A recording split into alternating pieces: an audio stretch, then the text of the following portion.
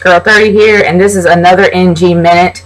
This is going to pretty much be quick because I'm going to be honest, there's really nothing much to talk about TNA, except for the fact that it is the go-home show. But it didn't really feel like a go-home show, and I'm really not so excited about Slammiversary. I've tried, and I know with the Aces and Eights and all that other angle and stuff like that, I just really did not care. I actually tried. Really, I did. The Knockouts match, I tried to be excited about. Mickie James' possible heel turn, try to be excited about that, but it just, I guess because I really just didn't take it seriously. I just didn't. But the one thing I can really say I'm excited about is Sting versus Bully Ray. And the reason why is this. Sting doesn't feel like that he deserves to have the championship one more time, just like all the other WWE superstars in the past. It feels like they have something to prove. They become champion again. He feels like he has something that he already's proven that. He feels like he's already proven that he can be champion. He just wants to beat Bully Ray, and he just wants to take the pride from Bully Ray, which I think is a great part of the storyline. And I really do like that whole angle, and I like the fact of how humble he is going into this match with Bully Ray. He doesn't seem like he doesn't act like he's better than Bully Ray because he's a veteran, because he's a legend. He just wants to take that power away from him, and I love that. I really do, which makes me excited about that match. Unfortunately, I wish I can care about all the other ones, but I really don't. But I'm still going to do a prediction video about it. I'm still going to watch Slammiversary on Sunday. It's just, I really wish I was excited about it, but I just wasn't. I tried to watch it more than once, but I kept falling asleep. So that shows how bored I was. But let's go on to SmackDown. Now, I will say this. SmackDown has really impressed me. They have. The matches are always great. But it fits with the storyline, which makes it even better for me. Number one, let's start off with the first match, The Shield.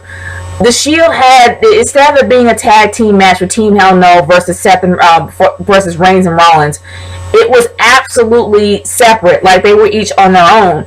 Even though Rollins lost his match, you had Reigns win his match with Kane to kind of start that whole friction between Daniel Bryan and Kane again, with Daniel Bryan thinking he's the weakest link, which I think would have fit really well if it continued to Payback. But after seeing the ending, I'm like, why are you resolving this now? Like, you really want the conflict to continue until the big payback. The big payback pay-per-view? Seriously. If you want Daniel Bryan to have his comeuppance, sure. Wait until Payback. But if you want to promote the Shield to be this monster of a faction, you don't want them to lose so badly to Daniel Bryan. Sure, Daniel Bryan's a great technical wrestler, don't get me wrong. But the fact that Daniel Bryan practically decimated the Shield does not make the Shield look good at all.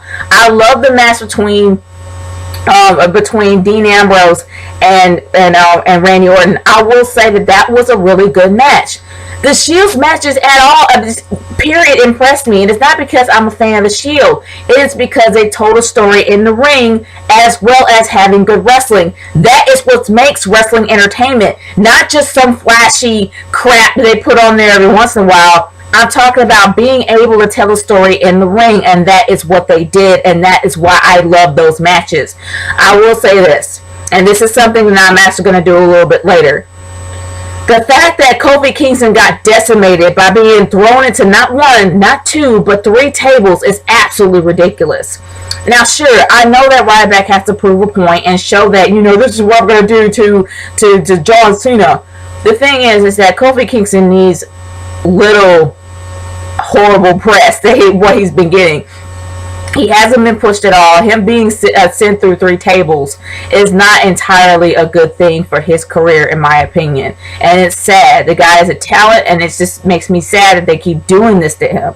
I didn't really care about the Alberto Del Rio match. I really didn't. I tried, but I didn't. But I will say that Chris Jericho versus Chris Jericho versus Cody Rhodes, it was an overall good match, but Cody Rhodes really does know how to put on good matches, as well as Chris Jericho. It's a given it's going to be good. The only thing is that I really wish that CM Punk kind of sort of made an appearance on the Titantron. They kind of try to put this whole feud thing together.